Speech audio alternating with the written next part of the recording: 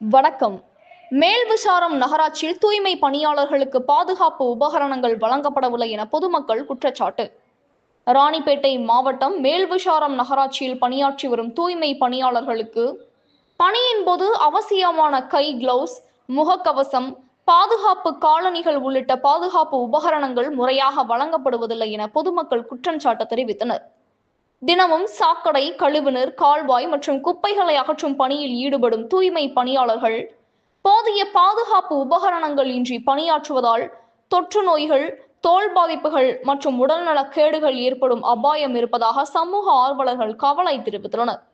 எனவே மேல்விசாரம் நகராட்சி நிர்வாகம் உடனடியாக அனைத்து தூய்மை பணியாளர்களுக்கும் கை கிளவுஸ், முகக்கவசம், பாதுகாப்பு கவசங்கள், காலணிகள் உள்ளிட்ட அனைத்து பாதுகாப்பு உபகரணங்களையும் தொடர்ந்து வழங்கி அவர்களின் பாதுகாப்பையும் நலனையும் உறுதி செய்ய வேண்டும் என்று பொதுமக்கள் மற்றும் சமூக ஆர்வலர்கள் கோரிக்கை விடுத்துள்ளனர். அண்மை செய்திகளை உடனுக்குடன் தெரிந்து கொள்ள நமது கனவு தமிழகம் செய்தி சேனலை பாருங்கள். செய்திகள் வாசிப்பவர் ஸ்னேகா பொன்வாலி. நன்றி.